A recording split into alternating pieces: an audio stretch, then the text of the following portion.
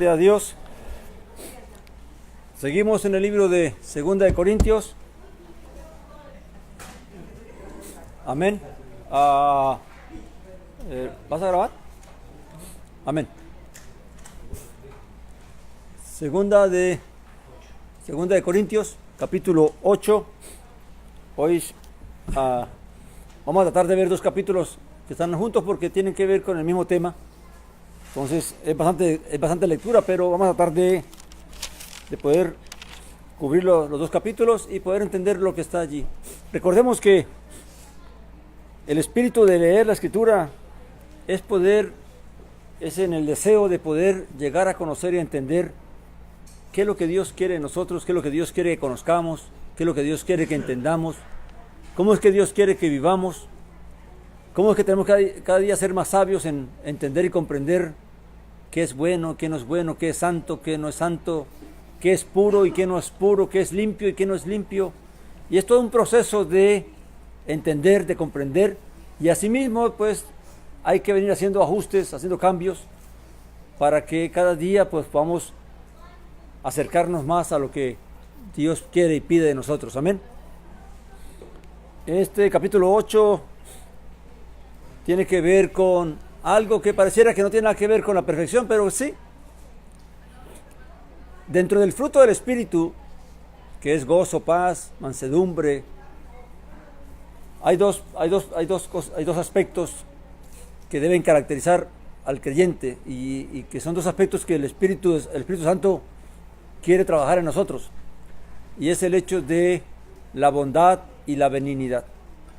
El creyente tenemos que aprender de Dios y de Jesús el Mesías a ser bondadosos, a ser benignos, a ser dadivosos, amén, en la medida de nuestras posibilidades y capacidades, amén, porque eso es algo que Dios es misericordioso, Dios es benigno, amén, y Dios es bondadoso y generoso con todos nosotros, amén. Dice: ahora bien, hermanos, os hacemos saber la gracia de Dios dada en las iglesias de Macedonia. Macedonia estaba al norte de Acaya, que era donde estaba Corinto. En Macedonia se encontraba Filipos y otras ciudades, amén. Y dice que en medio de la gran aflicción con que han sido probados, la abundancia de su gozo y su extrema pobreza abundaron en la riqueza de su generosidad. Y Saulo va escribiéndole a los corintios, les trae a la mente la gracia de Dios en Macedonia. ¿Y en qué consistía esa gracia?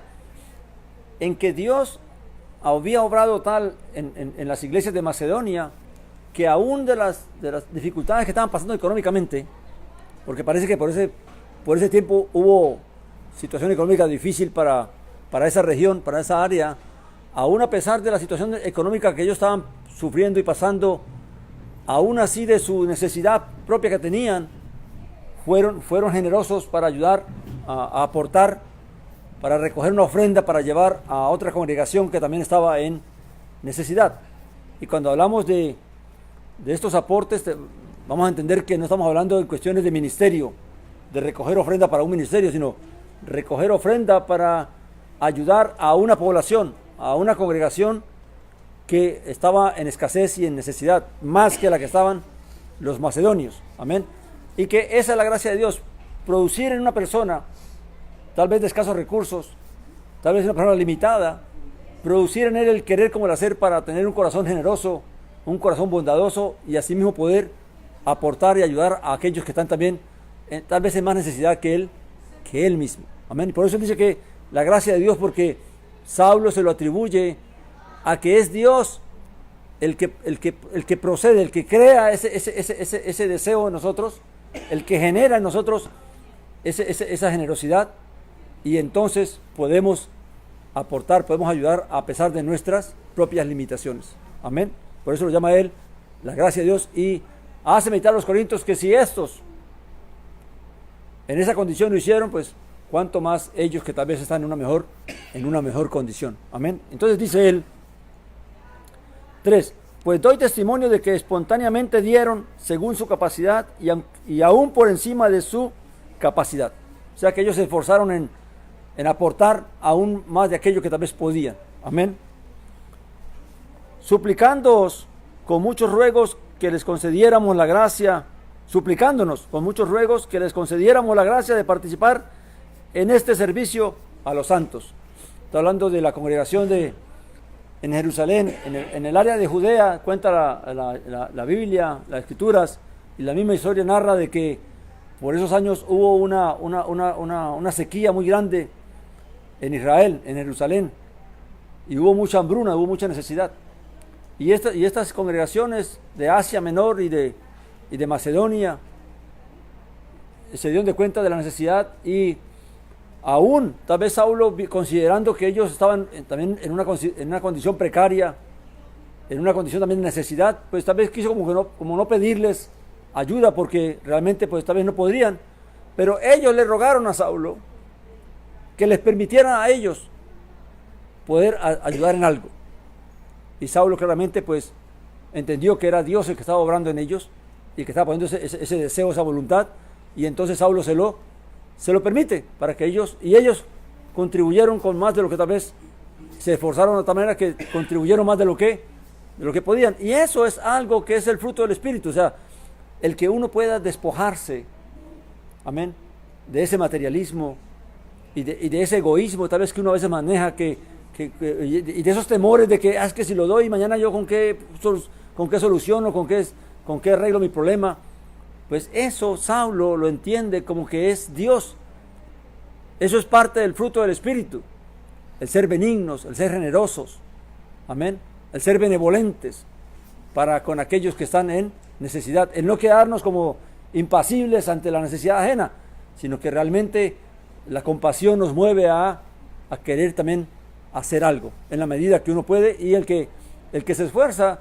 Y esto del esfuerzo es interesante porque más adelante vamos a tomar un versículo que tiene que ver con esto, amén, de cómo el esfuerzo extra es fe, y es confiar de que Dios también me va a ayudar, amén, porque así como Dios me mueve a mí a dar aún de lo poco que tengo, así también Dios tal vez moverá en otra ocasión para que yo pueda recibir la ayuda que necesito, aunque no se hace pensando en eso, porque uno quisiera nunca estar en necesidad, ¿verdad? Y siempre poder ayudar, pero la vida da vueltas, la vida cambia, amén, y uno debe pensar que también un día puede también estar en necesidad, amén. Entonces dice el versículo 5, dice: y superando lo que esperábamos, se dieron primeramente ellos mismos al Señor y a nosotros por voluntad de Elohim. O sea, que no solamente fue el aporte que hicieron económico, sino como ellos también de alguna manera ayudaron físicamente en los preparativos de estas cosas, amén, tal vez en recolectar, en poder hacer todo lo que era necesario, porque una cosa es que tú aportes, otra cosa es que tú participes activamente de lo que se está haciendo, porque es invertir tiempo, invertir fuerzas, amén, tal vez sacrificar tiempo de otras cosas para querer hacerlo, pero se hace con amor, con el deseo de servir y de hacerlo bien, amén. Entonces luego dice: así que animamos a Tito para que, tal como la había comenzado, también completara de igual modo esta gracia entre vosotros. O sea, parece que Tito estaba encargado de esta ofrenda, y así como lo había hecho en Macedonia, pues lo envían a Corinto para que él continúe haciendo lo que se había propuesto, amén. Y dice, por tanto, versículo 7, por tanto, como en todo abundáis en fe, en palabra, en conocimiento, en toda solicitud y en vuestro amor para con nosotros, abundad también en esta gracia. Y Pablo recurre a lo que ya habíamos hablado por la mañana, del buen concepto que tenía de los corintios, de su buena voluntad, de su buena disposición, de la abundancia de dones que Dios había derramado sobre ellos, y entonces recurriendo a toda esa abundancia que ellos tienen, que Dios les ha dado, espera que también Dios permita que ellos también abunden en esta gracia de querer colaborar para esta necesidad de la congregación o de la población que está en Jerusalén pasando necesidades, amén. Dice, no lo digo como mandamiento, sino para poner a prueba por medio de la solicitud de otros la sinceridad de vuestro amor. Amén. O sea, él no está retándolos para que, mira, estos dieron así, usted tiene que dar más. O sea, como que ordenándoselos. Sino que simplemente les hace ver cómo Dios realmente obra. Amén. Y cómo Dios realmente llega a despertar en las personas que están dispuestas a obedecer a Dios, a agradar a Dios, a hacer cosas que realmente uno en la carne no puede ni haría. Porque la carne es egoísta, la carne es avara, la carne es codiciosa, solamente todo lo queremos para nosotros mismos. Amén. Y si vamos a ayudar a alguien, a veces lo hacemos porque me quiero sentir bien, entonces para no sentirme mal, mejor le ayudo. O lo hacemos para vanagloria, para demostrar que yo ayudo. Amén. Entonces, fíjese que una buena obra se puede dañar de acuerdo al espíritu con que uno lo hace. Amén. Hay personas que dicen, no importa cómo lo haga, lo importa es que lo haga. No, para Dios importa cómo lo hacemos, con qué espíritu lo hacemos, con qué disposición, con qué amor, con qué buena voluntad estamos dispuestos a servir y hacer, aunque sea poquito, pero hacerlo bien. Ahora, no hacemos poquito porque somos tacaños, sino porque tal vez es lo que podemos aportar. Pero para el que pueda aportar más, pues, ¿qué dice la Escritura? Al que sabe hacer lo bueno y no lo hace, ¿qué pasa? ¿Saben lo que dice la Escritura? Que el que sabe hacer lo bueno y no lo hace, le es contado por pecado. Fíjese bien, porque ¿qué es lo que Dios mira? Nuestro espíritu. ¿Con qué espíritu hacemos? Amén. Eso de hacer las cosas porque es que hay que hacerlas, hay que tener cuidado con eso. Amén. Realmente Dios nos va a mover a hacer las cosas bien y hacerlas lo mejor posible. Amén.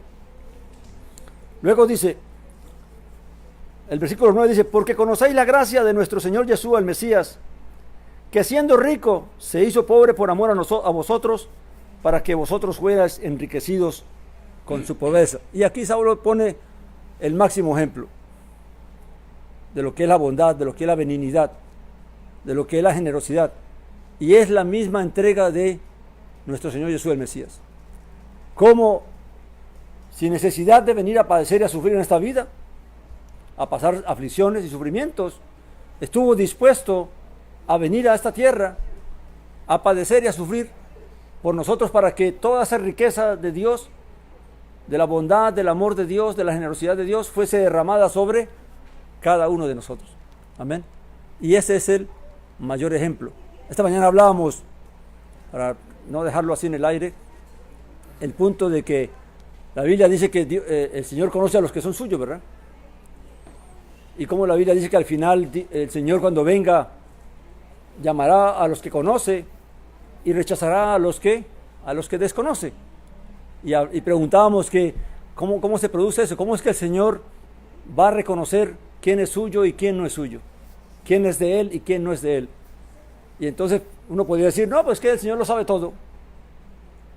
Pero encontramos en la Escritura, hay una cláusula o hay un versículo que nos da mucha información, ¿verdad? Cuando dice que nosotros, mirando a cara descubierta, como en un espejo, la gloria del Señor, vamos siendo transformados, ¿y qué? Y renovados. Lo cual quiere decir que en la medida que el creyente se mira en la Escritura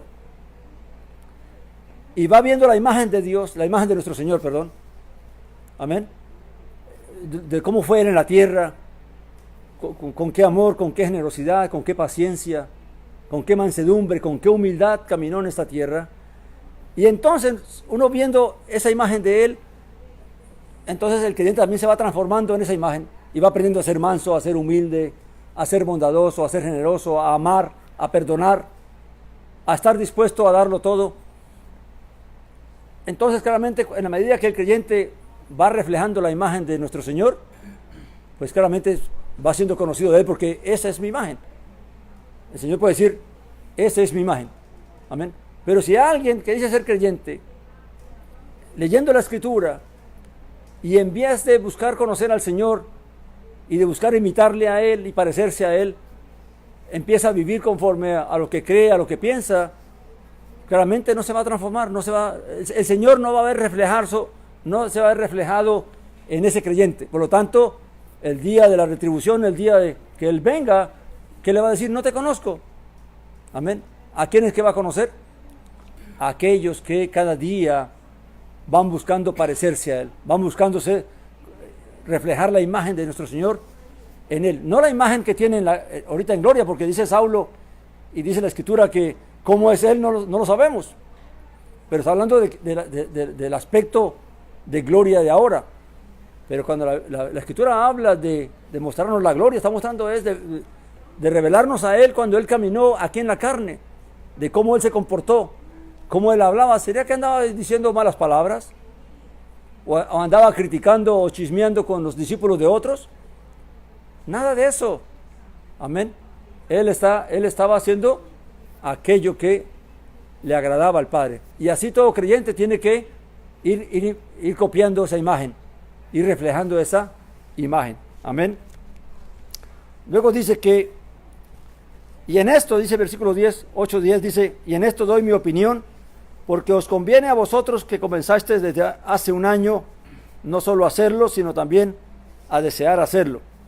Ahora pues acabarlo de hacer también, para que tal como hubo la disposición de desearlo, haya también la de llevarlo a cabo según lo que poseáis.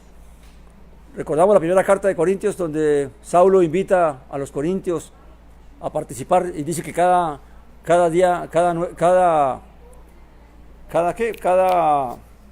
primer día de la semana separan algo aparte, ¿verdad? Para que cuando él vaya no se hagan colectas a última hora. Quiere decir que había pasado un año desde esa carta, amén, de esa exhortación, y ahora entonces es que recién van a ir a recoger la colecta. Y ni siquiera van a ir a recogerla porque Tito lo que va es a ver si los corintios están ya preparados para cuando vaya Saulo a poder estar todo listo, amén. Entonces los exhorta a que, ya que ellos empezaron a hacerlo hace un año, pues que entonces ya estén preparados para que terminen de hacerlo, para que cuando él vaya, pues puedan recolectar la ofrenda, amén. Quiere decir que todo esto tiene que pensarse, uno tiene que estar meditando en toda buena obra. Dice la Escritura que si hay algo bueno, si hay algo honesto, si hay algo justo, en esto pensad. ¿En qué debe pensar el creyente? En hacer el bien, en obrar bien, en aprender a mirar, a tener ojo bueno, un ojo compasivo, un ojo generoso, amén, para que entonces podamos participar de esas buenas obras que Dios quiere que participemos de ellas, amén. Dice el 12, porque cuando hay prontitud de ánimo, se acepta según lo que uno tiene, no según lo que no tiene. O sea que todo depende de qué, de uno, del espíritu con que uno lo hace. Si estoy dispuesto a hacerlo, pues lo hago sin juzgar, sin criticar, sin comentar, sin estar a ver si, que es que eso no se lo merecen, que no, lo hago porque quiero ayudar, amén, sin estar poniéndole peros a lo que voy a hacer, amén. Depende de la disposición con que uno lo hace, porque Dios mira que es el corazón, recuerde. Dice, versículo 13, para que haya alivio para otros y estrechez para vosotros, sino para que en esta ocasión vuestra abundancia supla de la escasez de ellos, a fin de que también en otra ocasión la abundancia de ellos supla vuestra escasez, de forma que haya igualdad. O sea, Saulo no está diciéndole, no le estamos pidiendo esto para que ustedes se estrechen y ellos vayan a gozar ahora de bienestar. No, sino que realmente es cuestión de ocasión, cuestión de la oportunidad que Dios pone para hacer una buena obra, y que mañana, cuando el tiempo pasa y las cosas se pongan de otro nivel, entonces ellos pueden recibir ayuda de aquellos que hoy están ayudando, amén. Aunque recuerde, no es el espíritu con que se hace algo, no hay que dar esperando que mañana me den, no, doy porque Dios me permite dar, porque tengo con qué dar, amén, y Dios me mueve a hacerlo, amén, porque si estoy esperando que mañana me den, entonces estoy dándolo por interés, por negocio, amén, aunque Dios siempre retribuye las buenas obras, amén. Dice, como está escrito, versículo 15, el que recogió mucho no tenía más, y el que poco no tenía menos. ¿De qué está hablando Saulo aquí en la Escritura? Pues el Espíritu está recordando lo que pasó en el desierto con Israel, cuando caía el maná, amén, y Dios ordenó que cada familia recogiera el maná de acuerdo a la cantidad de miembros, amén. Claramente, si una familia tenía 10 personas, pues la cantidad que debían recoger era suficiente para esas 10 personas. Y el que tenía una familia de 5 personas, pues recogía lo necesario para 5 personas. Pero el que recogió para la familia grande no le sobró.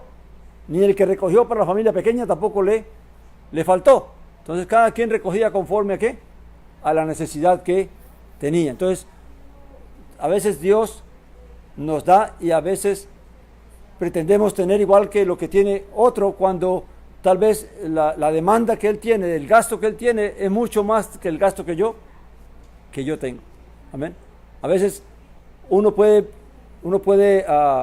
vivir la vida con cierta cantidad, pero hay otros que por su familia, por la numerosa de su familia, cosas así, requieren mucho más cantidad para poder sostener a su familia. Entonces cada quien debe contentarse con lo que realmente necesita, y Dios va a proveer a cada quien con lo que realmente necesita. Amén. Al que necesita poco, pues se le dará poco, pero conforme a sus necesidades, y al que necesita mucho, pues se le dará más, pero tampoco es que le va a sobrar.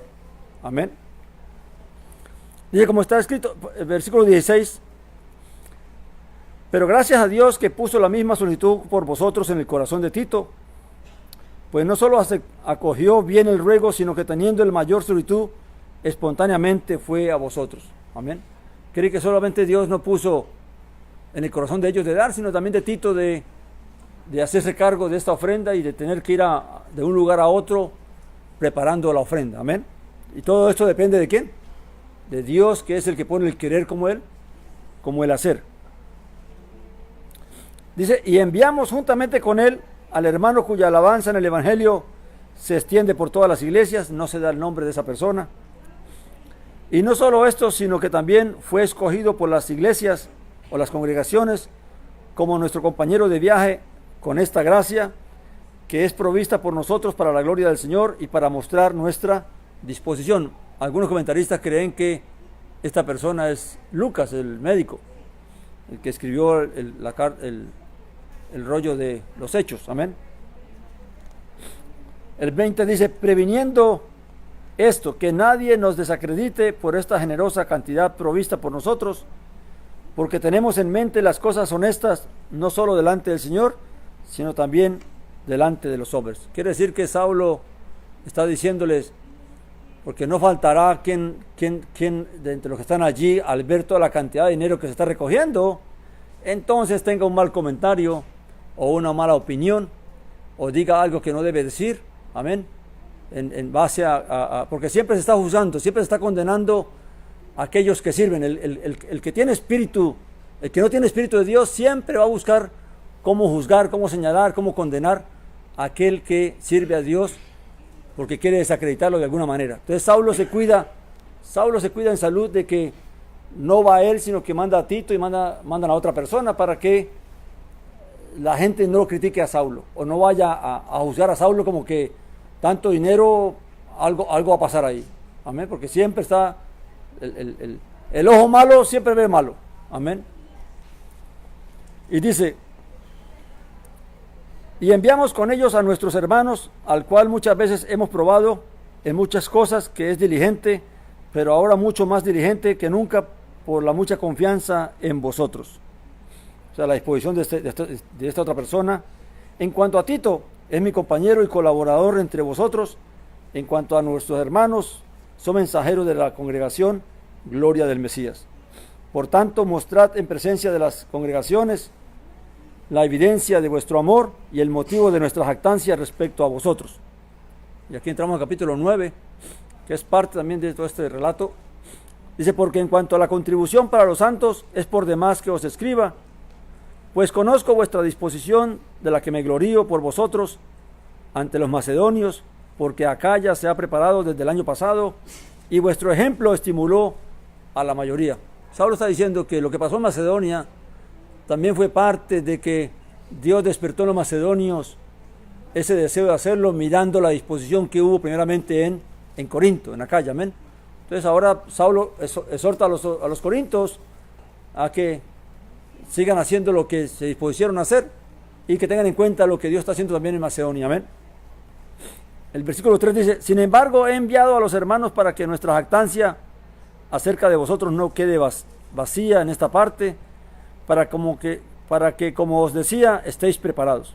No sea que si van conmigo algunos de Macedonia y os hayan desprevenidos, nosotros seamos avergonzados, para no decir vosotros por esta confianza. Tuve por necesario pues exhortar a los hermanos para que se adelantaran a ir a vosotros y prepararan de antemano vuestra contribución generosa, prometida desde hace mucho tiempo, a fin de que esté preparada como bendición y no como exigencia. Fíjese lo justo que era Saulo. Y usted puede ver en Saulo el espíritu del Mesías. ¿Qué le preocupaba a Saulo? Que por causa de que él no tomara ciertas precauciones, ciertas prevenciones, los corintios vinieran a aparecer delante de los macedonios, que fueran con él allá a Corinto, como que los corintios realmente no tenían un espíritu bondadoso y generoso. Al no haber recogido la ofrenda, al no haber hecho esta buena obra, al no haber participado de esta obra, él manda a Tito y a estas personas para que entonces los corintios estén preparados, y cuando él vaya y vayan los hermanos que van de Macedonia con él, entonces se vea la disposición de los corintios, el amor de los corintios por querer ayudar. Fíjense hasta dónde llega lo que es una persona justa, lo que es una persona que ama y que desea el bien de los demás, que no desea sorprenderlos, porque no faltaría el que quiere hacerlos quedar mal, ¿verdad? Pues no, ahora no les aviso, para cuando lleguemos allá se vea que son unos tacaños, no les importa nada, amén, unos impíos, amén. No, Saulo realmente amaba a los corintios como amaba a todas las congregaciones, y por eso estaba pendiente de que ellos pudieran estar advertidos y preparados para que cuando esto sucediera, claramente él pudiera gloriarse delante de los macedonios y ver. Les dije que esta gente era gente que ama a Dios, que tiene un corazón generoso, que tiene un corazón bondadoso, y él podía gloriarse de ellos, amén. Entonces, mis hermanos, es ahí lo que vamos viendo, cómo es que piensa aquel que ama a Dios. Cómo no solamente es hacer buenas obras, sino es cómo somos justos en todo tiempo y en toda ocasión, y buscamos hacer el bien, y buscamos que los demás estén bien, y no buscar sorpresas negativas en otras personas. Amén. Usted imagina que usted se entere que usted es empleado de una compañía. Vamos a poner un ejemplo, no sé por qué me viene, pero lo voy a hacer. Usted es empleado, trabaja para una persona, una compañía, y usted sabe que va a venir una inspección para esa compañía. Pero el administrador, el gerente no sabe, ni los otros compañeros. Pero usted se enteró. Y ahí viene entonces ¿qué? Que se va a revelar el corazón de esa persona. Si realmente va a permitir que venga de sorpresa la inspección y agarre la compañía con problemas, o le voy a advertir al gerente y al administrador, aunque me cae mal, aunque es injusto, aunque es malo, porque quiero que realmente la compañía salga bien, aunque ellos no se porten bien. Entonces ahí se revela el espíritu y el corazón de un creyente. Amén. Y es ahí donde se mide la justicia nuestra. ¿Usted cree que Yeshua el Mesías actuaría como? ¿Permitiría que alguien fuera avergonzado cuando él pudiera evitarle la vergüenza? Amén. Entonces es ahí donde nosotros tenemos que ir aprendiendo, y por medio de la Escritura, qué es lo que Dios espera de nosotros, cómo espera que nos comportemos aun cuando nos traten mal. Porque ¿qué dice la Escritura? Si tu enemigo tiene sed, dale ¿qué? De beber. Amén. Si tu enemigo tiene hambre, dale de comer. Ahora nos vamos a regocijar porque llegó la ocasión para que aquel que me trata mal entonces sufra una aflicción cuando yo pude evitársela. Amén. Entonces, ahí viene el espíritu de bondad y de humildad, o viene el espíritu de juicio, porque no, es que tenés que pagar, es que se lo merecen. Entonces depende de qué espíritu somos, pero nadie que sea del espíritu del Mesías va a poder actuar de una manera así. Amén.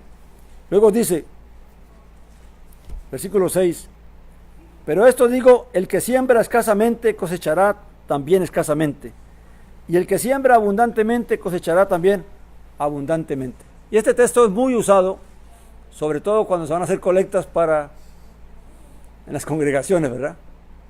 Cuando hay colectas para cosas, entonces este es el versículo preferido para poder entonces exhortar a la gente a que dé.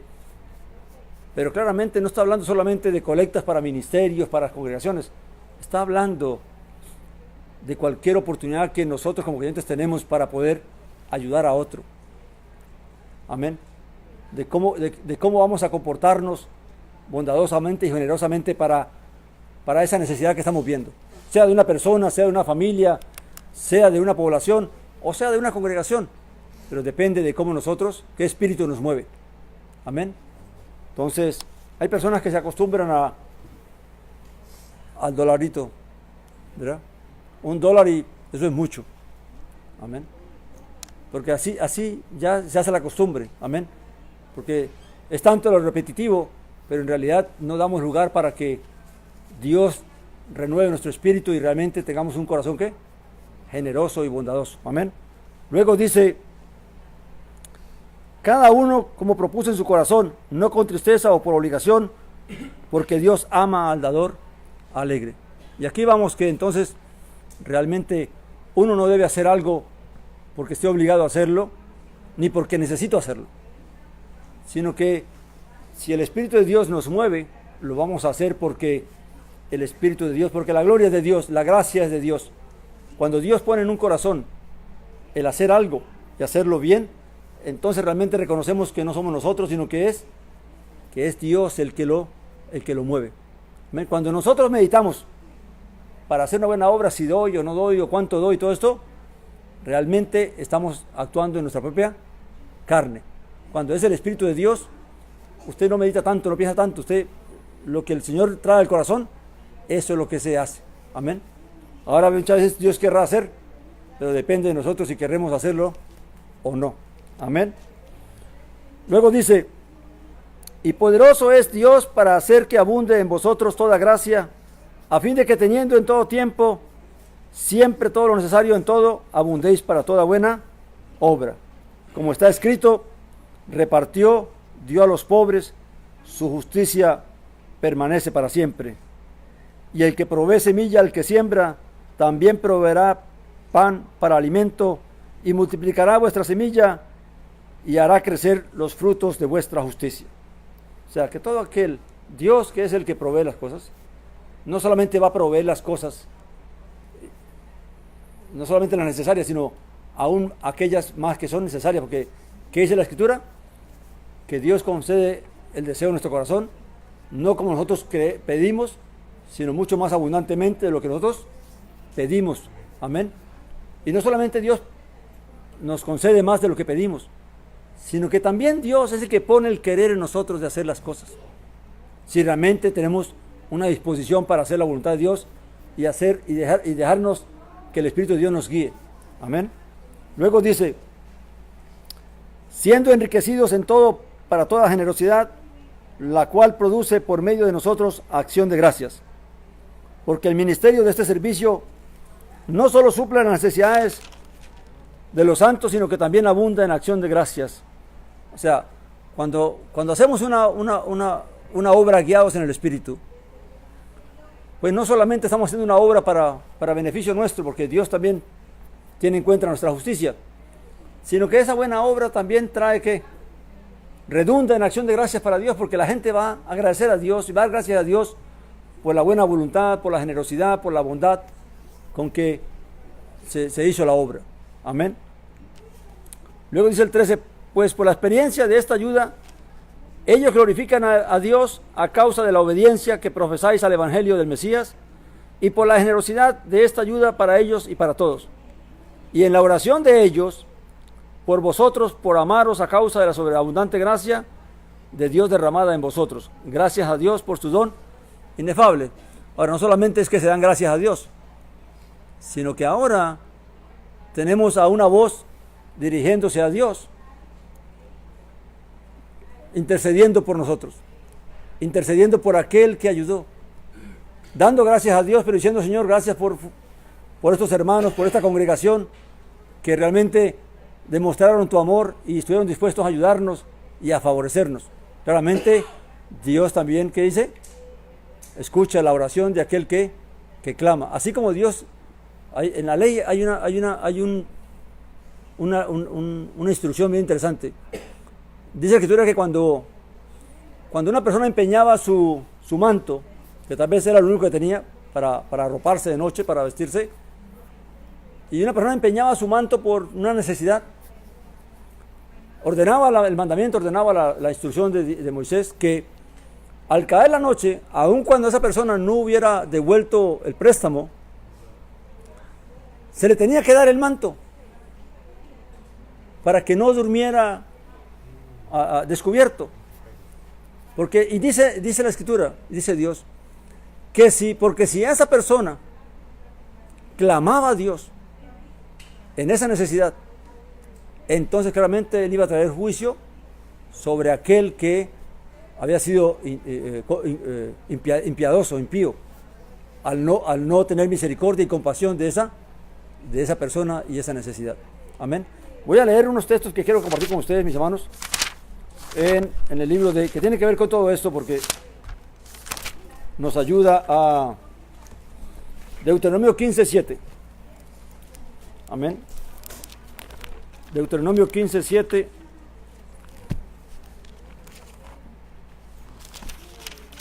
Del 7 al 11 voy a leer. Y esto es instrucción de la Torá. Realmente esto es por mandamiento. Amén. Esto era porque tenía que hacerse porque Dios lo ordenaba. Aquí está hablándose por qué.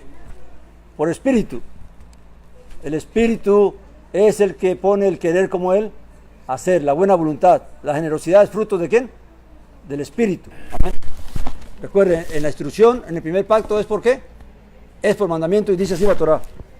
Dice, cuando haya en medio de ti menesteroso de alguno de tus hermanos, en alguna de tus ciudades, en la tierra que Yahweh tu Elohim te da, no endurecerás tu corazón, ni cerrarás tu mano a tu hermano pobre, sino que le abrirás tu mano liberalmente y le prestarás con generosidad lo suficiente para la necesidad que tenga.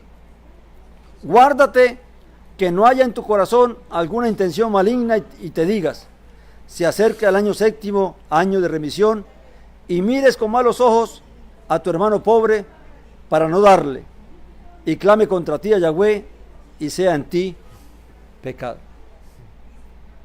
Fíjese bien, hasta dónde ordenaba Dios al israelita tener compasión de los pobres y necesitados.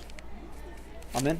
Y de estar obligados, porque el mandamiento que obliga, ¿verdad? El mandamiento es ordenanza, a tener que ayudar a estas personas y a no ser mezquinos, a no ser tacaños con ellos.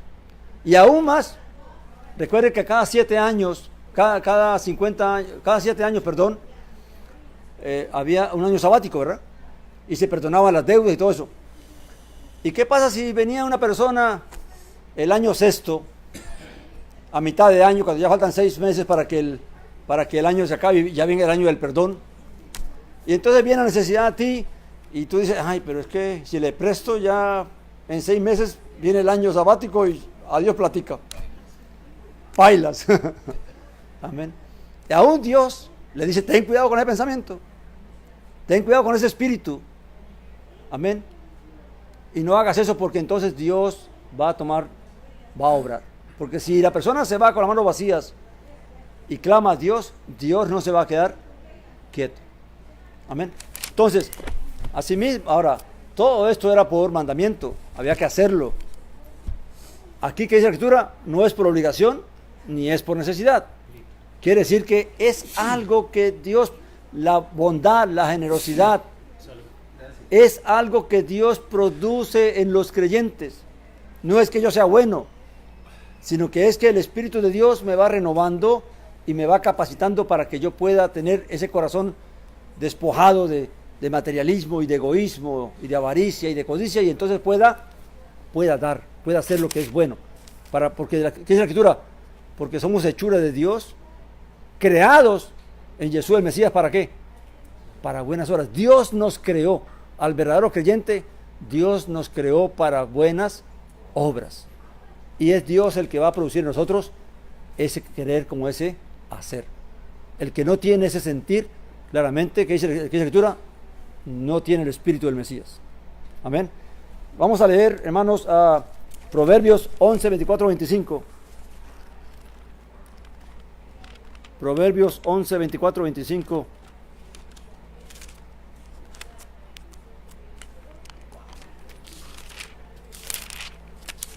Que si alguien presta dinero, faltan 6 meses para que venga ese año, pues hay que prestarlo teniendo fe De que si no, hombre, no va a pagar, sino... de su conciencia, pues si es una persona con el Espíritu de Dios, pues se lo va a pagar. No, es que, si no, pues, no, es que el año sabático, ahí no había conciencia, ahí lo que había era que el año sabático todas las deudas se cancelaban.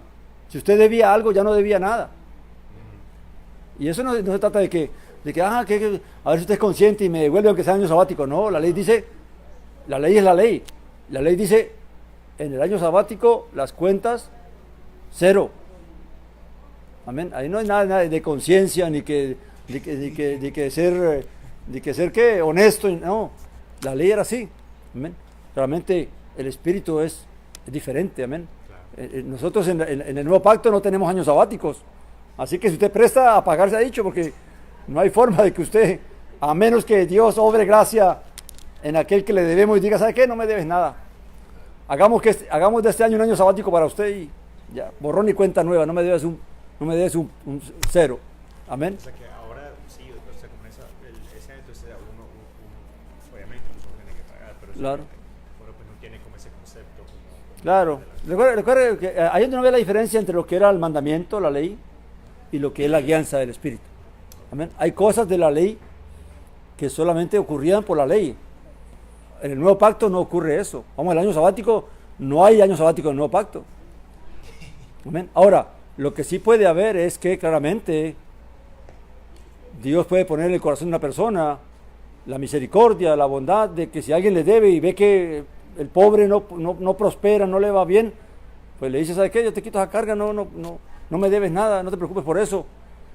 Y eso ya sería la obra de la gracia de Dios obrando en esa persona, amén. Pero el que es tacaño y el que es, ¿a dónde? Me va a pagar, se ha dicho. Amén. Por eso es mejor no endeudarse mucho. Proverbios 11, 24 y 25. Hay mucho que hablar de esto, pero... Sí. Dice el 24. Hay quienes reparten y más se les añade. Y hay quienes retienen más de lo justo y terminan en la indigencia. Fíjese bien. Amén. Hay quienes reparten y Dios les da más porque son gente generosa, gente bondadosa. Y hay quienes son tacaños, son ávaros y codiciosos y aún así vienen a la indigencia. No quiere decir que todos los ávaros y codiciosos van a hacerse pobres, porque hay ávaros y codiciosos que terminarán ricos y morirán ricos. Amén. No hay que entender de que esto es una regla para todo. Se nos está diciendo que hay quienes, amén. O sea, a quien Dios quiere, le concede más por su generosidad, por su bondad. Y si Dios quiere que el tacaño y el avaro y el codicioso termine en la miseria, pues así también lo va a llevar. Pero Dios también puede permitir que un codicioso o un avaro viva como rico y muera rico. Como también Dios puede permitir que una persona que sea justa, que sea generosa, viva todo el tiempo con lo necesario, pero sigue siendo generoso, porque la escasez no le endurece el corazón. La escasez no lo hace, ¿qué? Tacaño, no hace mezquino, sino que realmente es generoso porque es de corazón, de espíritu. Amén. Luego dice 19, 17. Perdón, el 25. 24, 25 estamos. Proverbio 11, 24, 25 dice: y el alma generosa será saciada, y el que sacia a otros, también él será ¿qué? Saciado. Amén. Quiere decir que en la medida que una persona se preocupa por el bienestar de otros, por el bien de otros, asimismo Dios también se va a preocupar por su bienestar. No lo hablemos solamente en términos materiales, hablemos en términos de gozo, de paz. Amén. De tener lo suficiente, de tener contentamiento. Porque a veces todo se mide en cuestión de materialismo. Y todo lo leemos en cuestión de materialismo, de bendiciones físicas y materiales. No. También hay bendiciones que son mentales, emocionales. Amén. Que la gente tiene gozo, que la gente tiene paz, que la gente tiene bienestar. Amén. Vamos a Proverbios 19, 17.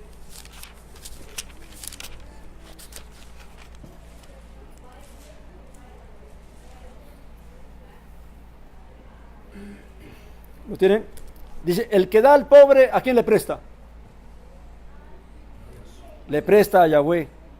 Y él se lo devolverá. Y aquí entra lo que dijo Jesús, ¿verdad? Hacer tesoros en el reino de los cielos. No esperemos que porque ayudamos a alguien en necesidad, entonces Dios me va a dar aquí. Puede ser que Dios me guarde eso allá arriba. Para cuando yo entonces, cuando venga la recompensa verdadera, entonces Dios diga, mira, aquí está tu tesoro. Aquí está lo que yo te debía. Amén. Lo que tú prestaste allá abajo, aquí te lo guardé. Pero generalmente la gente solamente piensa en términos materiales de esta vida. De que Dios tiene que darme porque es que yo soy bueno. Y que porque yo soy bueno y yo le doy a otro, entonces Dios también me va a dar a mí. No, eso es un negocio. Amén. No, con Dios es conforme a la voluntad de Él. Si Él me quiere dar en esta vida, me va a dar. Y si me quiere dar en la otra, pues allá estará guardado. Amén. Capítulo 22, 9, de Proverbios.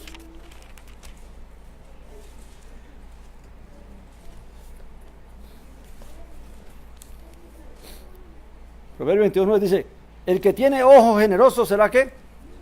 Bendecido, porque repartió su pan con el pobre.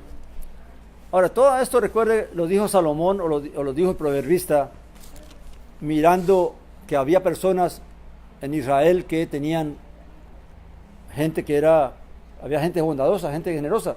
Amén. Que por temor a Dios y en obediencia a Dios, prepararon su corazón para tener esa bondad, tener ese ojo de misericordia, de compasión hacia la necesidad ajena y asimismo ayudar. Amén.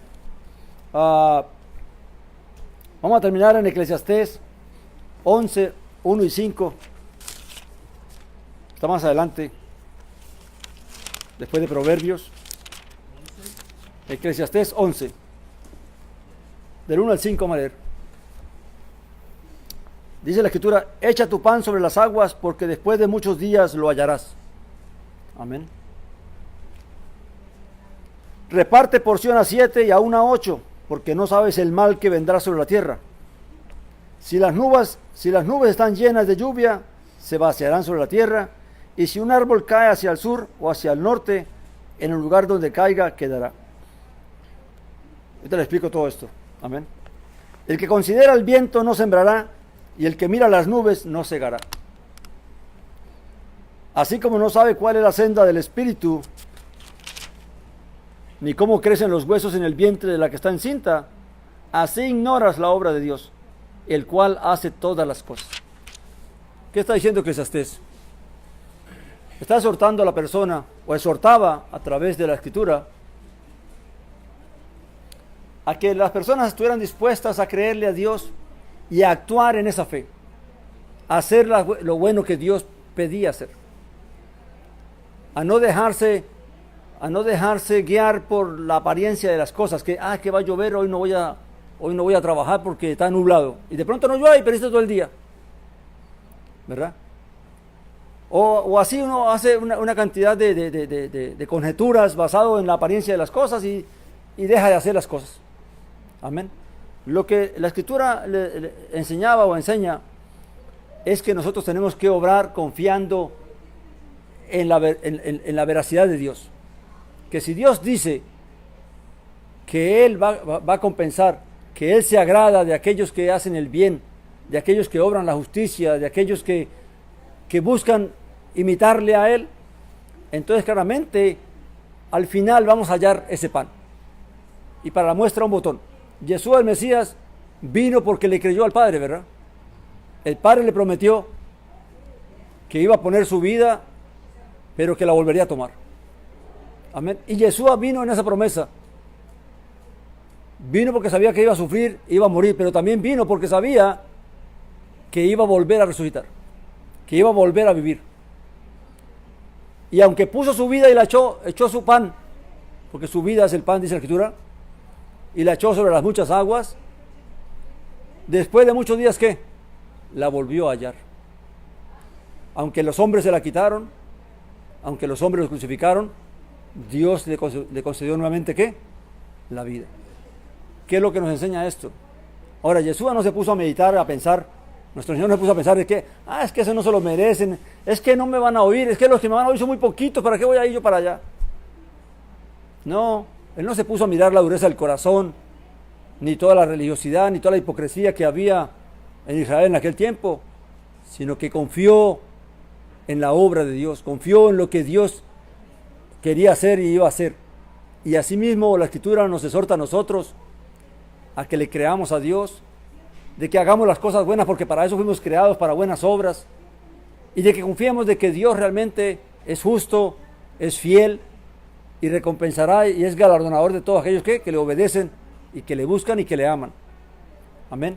Entonces, este es el mensaje de cada día perfeccionarse. Perfeccionar tiene que ver también con la fe, con que mi fe se perfeccione, con que yo cada día venza cualquier prejuicio, cualquier idea, cualquier cosa que el mundo me ha enseñado a dudar, a que es que no, mira eso, mira que eso no sirve, mira que no. Créele a Dios, creámosle a Dios y caminemos conforme Dios manda. Y si le creemos a Dios y obedecemos al Espíritu, Dios nos dará la capacidad de despojarnos de ese materialismo, de ese egoísmo, de esa avaricia, de esa codicia, y vamos a estar dispuestos realmente a hacer y a dar lo que Dios nos mueva a hacer, porque Él lo quiere hacer en nosotros y con nosotros y en nosotros. Amén. Así que esa es parte de que cómo vamos a mantener nuestra mirada arriba en los cielos, mirando a Yeshua, imitando a Yeshua, conociéndole a Él, queriendo ser como Él y buscando cada día perseverar para que seamos hallados, ¿qué? Cuando seamos desvestidos de esta vida, no seamos hallados desnudos, sino vestidos. Amén. Vamos a parar ahí y damos gracias al Señor por esta palabra. Amén. Amén, mis hermanos. Oramos para